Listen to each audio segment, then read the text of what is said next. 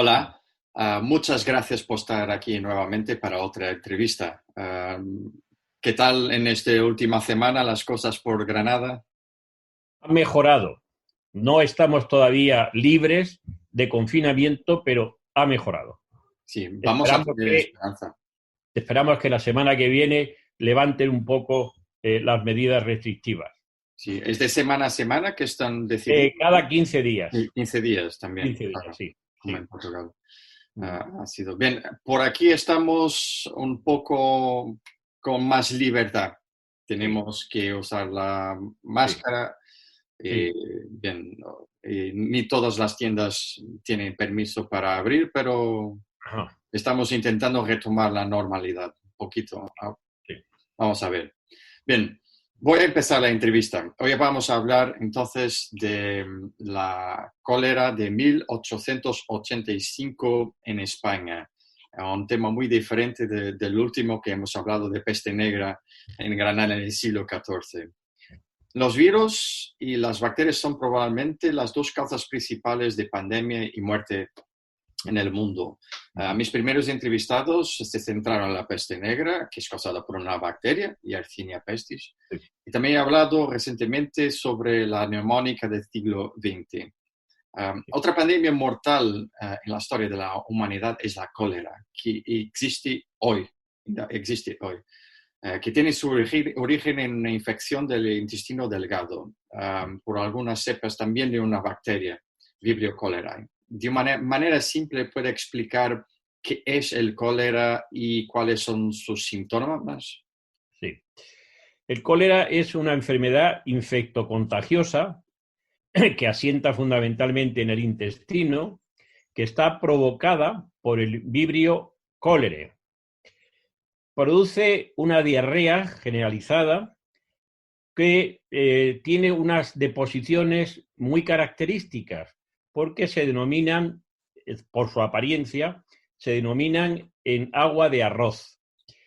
Y estas diarreas conducen en poco tiempo, Sí, a una deshidratación generalizada y la muerte del paciente. muy bien. Uh, Como dicen en la cuestión, existe ainda hoy en muchas partes del mundo. Existen zonas residuales de cólera, efectivamente. En el Sí, sí, sí. mundo oriental existe cólera, pero está más controlado que en ese tiempo, ¿no?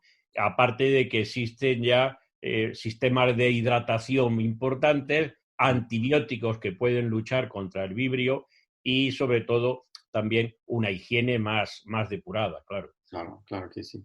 Se cree que la pandemia de COVID-19 tuvo su origen en los murciélagos en China y que luego se propagó al pangolín y en última instancia a los humanos. ¿Qué sabemos sobre el origen de la bacteria que causa el cólera y cómo se propagó e infecta a las personas? Sí. El cólera se transmite por medio de las deyecciones humanas, es decir, las Mm. heces humanas, que por alguna circunstancia van a parar a el agua de bebida. Oh, Entonces, las personas beben ese agua que está contaminada con el vibrio colérico y, bueno, pues se enferma. En, en ciertos momentos, digamos, es imposible no beber agua, sobre todo en épocas de calor, y pues inmediatamente se enferma. Si pudiéramos prescindir del agua, pues sería otra cuestión, pero es un factor vital para la vida humana. muy bien. ¿Y sabemos algo un poco más sobre el origen de la bacteria, como si tiene algún origen tipo de otros animales en primer lugar o... Yo ese tema lo desconozco Mm, y en realidad lo que se sabe que es periódicamente durante el siglo XIX se fueron produciendo diversas epidemias que afectaron en mayor o menor medida a Europa, pero que siempre tenían como origen Oriente, donde era endémico, es decir, existía siempre y de una manera irregular pasaba a Europa en ciertas ocasiones. Claro. El cólera y el COVID-19 son, claro, dos enfermedades completamente distintas y se propagan de manera diferente. Sí. ¿Qué sabemos sobre la forma en que entró en la península ibérica el cólera en el siglo XIX? Pues como norma general, la entrada del cólera se producía por medio de los puertos. Es decir, los barcos que venían con mercancías desde Oriente atracaban en estos puertos, puertos mediterráneos razonablemente, y de ahí se expandía de manera rápida por el interior de las poblaciones, llegando a zonas que evidentemente no tenían nada que ver con el puerto. Es decir, la epidemia de 1885, por ejemplo, se da en la zona de Levante, se da en Granada y también se da en Madrid, que no tiene relación con el mar. Pero, digamos, por medio de las personas que viajan, es relativamente sencilla, no tiene demasiado problema. Ok, muy interesante. ¿Y hay conocimiento sobre la diseminación de los puertos para el interior? ¿Ha afectado más las ciudades o también el campo? En realidad era una, por lo que yo sé, era una epidemia generalizada. Se extendió por todos los sitios, digamos, de una forma muy igual. El hecho de tener de propagarse por medio del agua es un vector que hace que sea imprescindible beber agua y, por tanto, pues pueden contaminarse cualquiera que beba ese agua. Interesante. En el caso de COVID-19, los gobiernos y las autoridades europeas tenían conocimiento del brote de una nueva enfermedad en otro continente antes de que llegara a nuestros países. Sí. Y sin embargo, no todos los estados iniciaron una serie de medidas profilácticas para contenerlo. En el caso de cólera, los gobiernos reaccionaron rápidamente ante el brote a finales del siglo XIX. ¿Y cuál fue la respuesta estatal al brote de cólera? ¿Qué medidas han tomado? Sí. Bien, yo la epidemia de cólera que mejor conozco es la que sucede en Granada en 1885, porque tengo una información de primera mano. Hay un médico granadino que se llama Federico Loris, que escribe un diario y en ese diario va reflejando día a día qué sucede con la enfermedad del cólera. Federico Loris es un personaje muy interesante. Fue catedrático de anatomía en Madrid y es uno de los primeros en ocuparse de la antropología en España.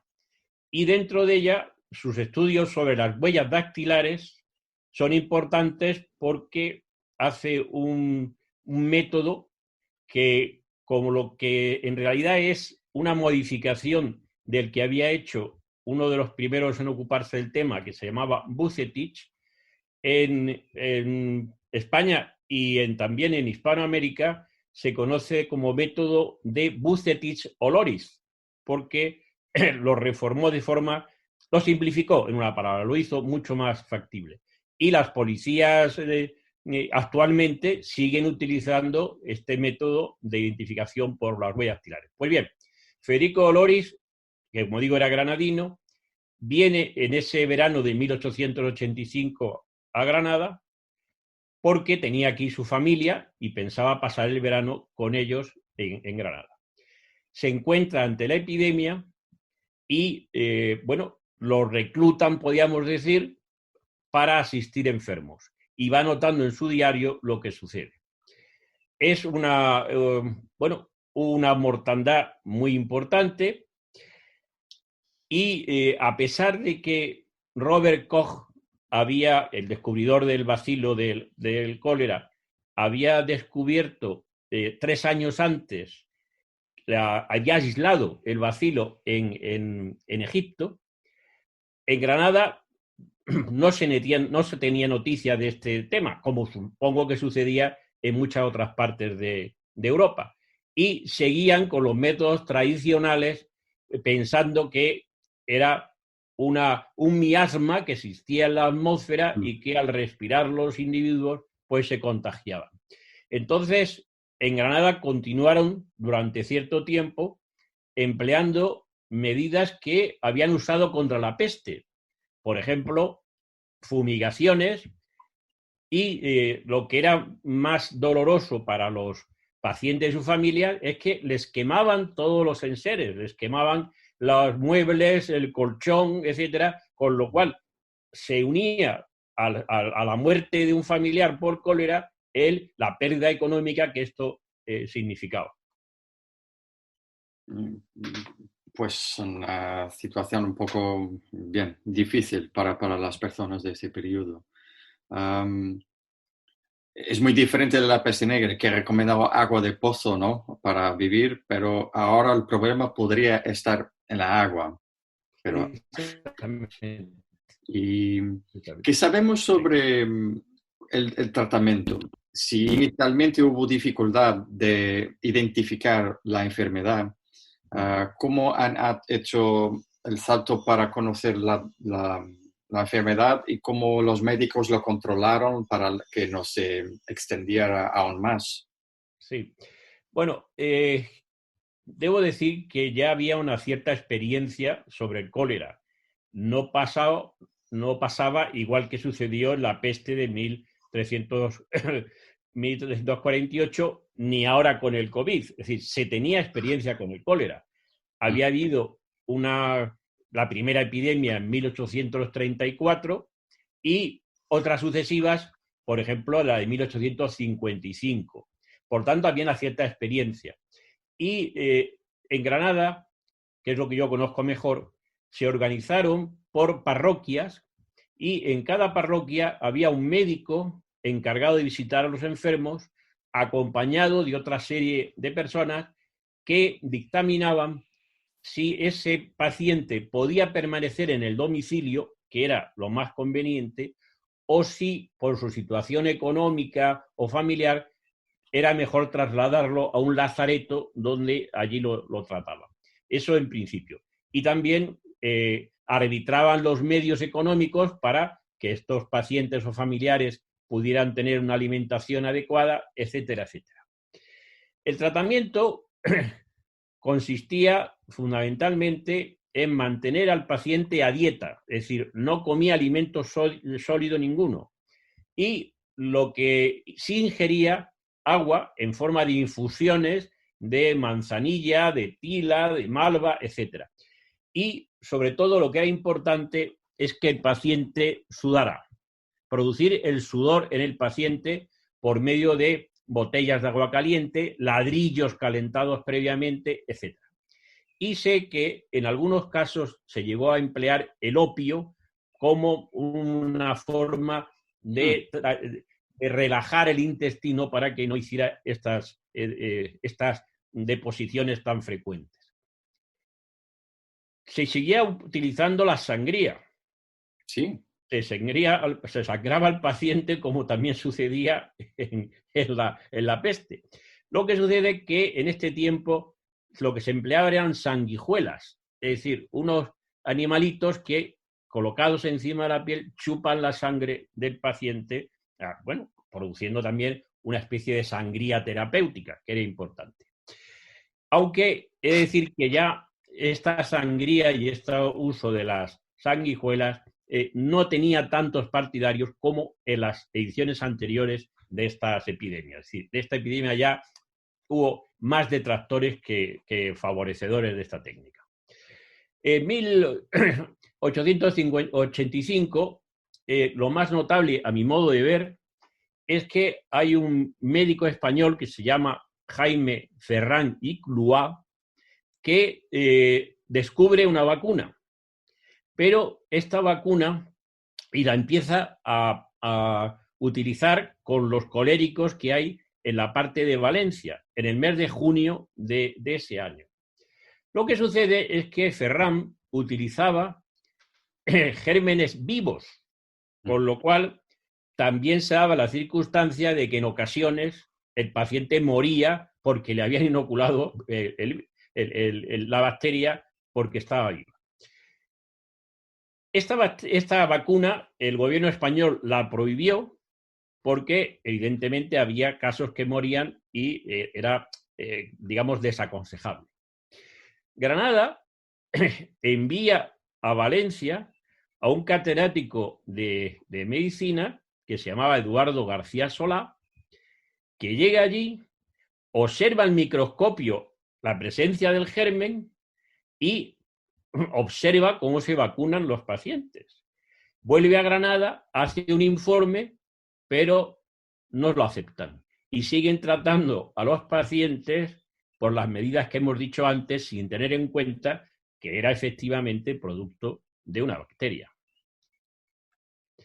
Fue, bueno, una ocasión perdida, podríamos decir, que se podría haber evitado una gran cantidad de muertes. Claro, muy interesante. En todas las pandemias hay siempre la tentativa de encontrar la cura, el milagro. Sí. En este caso, claro que la vacuna ha tenido otras consecuencias inicialmente. Claro. Pero es muy interesante que han intentado todo tipo de... Bien, lo que tenían como el opio, que era típico también del siglo XIX para intentar ultrapasar la enfermedad. Y las dietas también son aspectos muy... Porque ainda hoy, en el caso del COVID-19, hay quien que hable que el limón, la lejía, ajo, otras cosas que son buenas para combatir las... Yo he observado que en el periódico local de Granada, que se llamaba El Defensor de Granada, todos los días que duró la epidemia, había fórmulas mágicas para curar la enfermedad, fórmulas recomendadas por los médicos más extraños, e incluso, bueno, pues remedios que eran absolutamente perjudiciales, como podría ser esto que hemos leído o visto de la lejía, ¿no? Una inyección intramuscular o intravenosa peor de lejía, lo que hace es colapsar el sistema circulatorio, ¿no? Sí, interesante. Una cuestión que tengo, estaba pensando ahora en el caso del diario de Federico Loris. Sí. ¿En algún momento tiene dudas sobre los tipos de tratamiento o sobre... ¿Habla en algún momento que te recuerdas de eso? El caso de Oloris es muy, muy particular. Bueno, el conocimiento sobre Oloris nos viene por su diario, que está propiedad de la Universidad de Granada, que hemos trabajado un profesor de anatomía que se llama Miguel Guirao y yo, y que abarca muchos años, es decir, no solamente este año en 1885.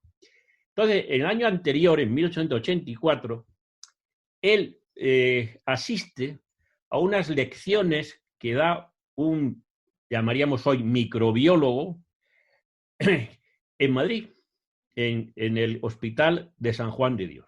Y él ve allí las demostraciones de las bacterias, cómo se mueven y cómo funcionan. Pero, sin embargo, él es reacio a pensar que ese es el productor, el germen los gérmenes son productores de esa enfermedad.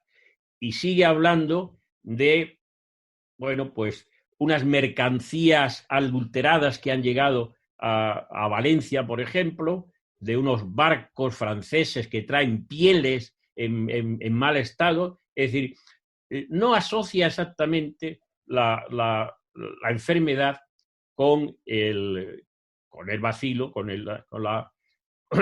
el virión colérico. Es, digamos, una dualidad. Es decir, él tenía posibilidades mejores que nadie para conocerlo, pero la tradición existente sobre lo que eran las enfermedades epidémicas, pues puede más que él y, digamos, no se deja convencer por los que propugnan esta idea de que es un germen el que produce la enfermedad. Claro. Él no era un microbiólogo, él era un anatomista y un antropólogo que hacía pues, estudiaba los cráneos humanos, es decir, él no está muy relacionado con el tema de la enfermedad, eso es cierto. Bien, gracias. Una otra cuestión, porque está un poco relacionada, porque esos han sido tiempos de tentativa y error, de innovación médica también. Y fue durante lo que ha habido durante un brote de cólera en el Reino Unido que un médico inglés llamado John Snow descubrió cómo se propagó la enfermedad. ¿Puede explicarnos cuáles fueron sus hallazgos y cómo su trabajo sentó las bases para el nacimiento de la epidemiología moderna? Sí, este médico británico hizo un estudio que es modélico en su tiempo, me parece recordar que es en 1884, y vio que alrededor de los pozos que existían aparecían los enfermos de cólera distribuidos pues, exactamente según estaban los pozos. Él hace un mapa y los va localizando, y este mapa podríamos decir que es el inicio de alguna manera pues en la historia de la epidemiología como una base a seguir estudiando la forma de contagio de estas enfermedades razonablemente. Muy interesante.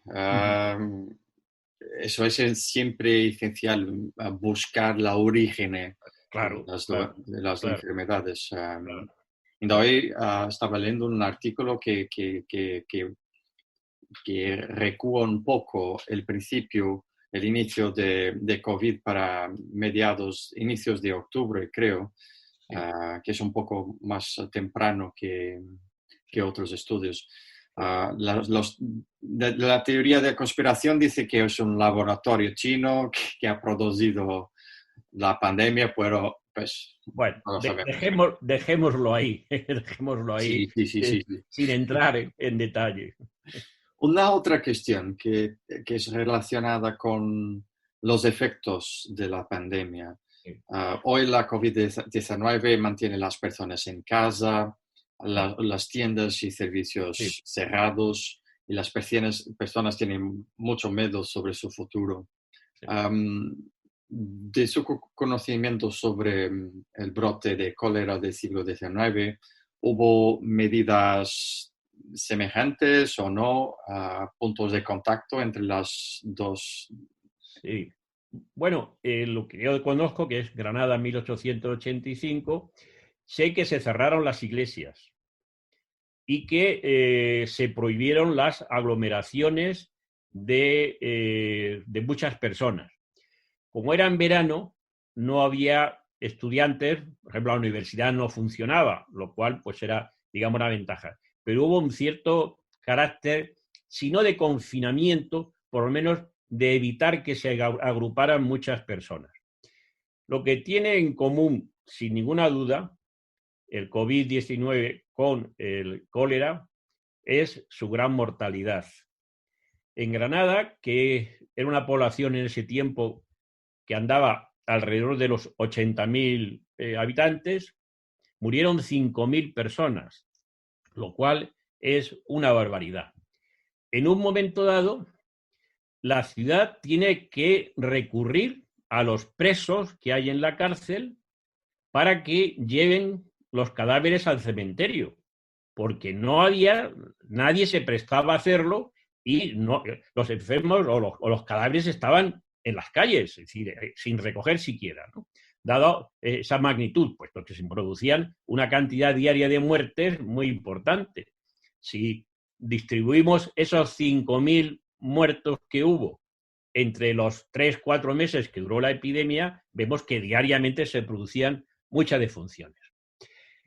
En Granada fue muy grave esta epidemia porque tenía una distribución de aguas que era la misma, naturalmente empeorada con el paso del tiempo, que tenían los árabes nazaríes. Es decir, seguían siendo los mismos canales, estaban sujetos a circular descubiertas las acometidas de agua donde podían caer inmundicias, etc. Y eso hizo que enfermaran esta cantidad de personas. Hay una pequeña salvedad, y es que como se sabía que esas aguas tenían ciertas posibilidades de estar, si no contaminadas, porque la palabra contaminación entonces no era de dominio general, sí que le caían porquerías, inmundicias, etc. Entonces, las clases pudientes no bebían ese agua, bebían agua que le traían de fuentes de alrededor de Granada unos, bueno, pues aguadores se llamaban, que iban con un borrico, unos cántaros y traían el agua de la fuente y se la llevaban a la casa. ¿Esto qué significa? Significa que la mortalidad o la gran mortalidad sucede en las clases más pobres, que se veían obligadas a beber el agua de los pilares que salían, las fuentes, de los pozos que existían, de los aljibes. Madrid, en esa misma epidemia, que tenía 5 veces más habitantes, es decir, tendría 400.000 habitantes por lo menos, hay solo 3.000 muertos. ¿Por qué? Porque habían hecho una conducción de aguas unos años antes y el sistema permitía que no hubiera esa contaminación tan brutal de aguas residuales con las aguas de bebida. Y esa fue, digamos, una gran ventaja. Granada no era así y, por tanto, hubo esta mortalidad enorme. Muy interesante. Eso es una de las cosas más bien obvias, ¿no? La calidad del agua para las personas. Podría evitar miles o millones de enfermedades todos los años en países de África subsahariana y de otras Sí, partes de sin Asia, duda. solo con Sí. condiciones básicas de higiene y salubridad. Um, Bien, tenemos mucho que caminar para mejorar estas condiciones. Has hablado también de un aspecto muy interesante, que los precios para recoger los cadáveres, porque estaba leyendo también, no me recuerdo si ha sido hoy o ayer, todas las noticias todos los días son de COVID-19, entonces es difícil de identificar el día correcto, pero que algunos agentes funerarios están recordando Sí, sí, irse a la habitación a casa de las personas sí, sí. a hacer ese servicio porque tienen miedo que sea un infectado de Exactamente COVID. igual que en el cólera del siglo XIX. Sí, sí. Exactamente igual. Yo creo que no van a poner los presos portugueses a hacer eso, pero Sería muy problemático hoy. sería muy Muy problemático. problemático, sí. Con tanta mortandad, con tantos problemas que hubo, que sabemos sobre las consecuencias económicas y sociales del brote de cólera Sí. de 1885. Yo no dispongo de una información sobre las consecuencias económicas, que sin duda tuvo que haberlas, ¿no? Pero tengo que decir que murieron muchos médicos en el curso de la epidemia, conozco, incluso tengo recogidos sus nombres, y murió el arzobispo. El arzobispo de Granada muere en esta epidemia de cólera, lo cual significa que, bueno, pues que fue una cosa muy, muy tremenda. He de decir que el propio Loris, que hemos hablado de él, enfermó del cólera y enfermó su mujer, que vivía con él. Él atendía enfermos, no tomaría las precauciones debidas, llega a su casa y tal, su mujer se contagia y la suerte fue que, bueno, no murieron ninguno de los dos porque fue una forma atenuada quizá de cólera, pero estuvieron enfermos durante 15 o 20 días, los mismos días que no pudo asistir a los enfermos, tal y como sucede con los sanitarios hoy con el COVID-19, que se tienen que dar de baja porque enferman ellos y por tanto no pueden asistir a los pacientes. Hay, como siempre, decimos que la historia se repite y efectivamente la historia se repite cuando las condiciones no son las adecuadas. Oloris no toma precauciones, los sanitarios del COVID-19 no tienen los medios suficientes, se contagian y enferman. Claro. Bien, La historia de humanidad está llena de tragedias de grande dimensión causadas por estas pandemias. Es siempre importante tener conocimiento del tipo de enfermedad, de cómo se han propagado, qué consecuencias sociales y económicas han tenido. Y esta ha sido más una oportunidad para nosotros aprendermos un poco más. Una última cuestión. Esto ha sido uno de los últimos brotes de cólera de Yo 1885. creo que fue el último. El último. Tengo la impresión de que en España, por lo menos, De España, fue claro. en España el último brote. En Oriente, posiblemente en la India o en China y tal, seguramente hubo posteriores. Pero Sí, sí, sí, sí. en España creo que el último fue el del 85. Bien, muchas gracias. Yo creo que lo esencial de esta entrevista yo lo tengo ahora. Ha sido muy interesante conversar con usted en este es la segunda. Me ha gustado muchísimo de las dos. Yo espero que las personas en casa también que puedan disfrutar un poco y aprender también un poquito más. ¿Algún mensaje final de esperanza para los tiempos que vivimos?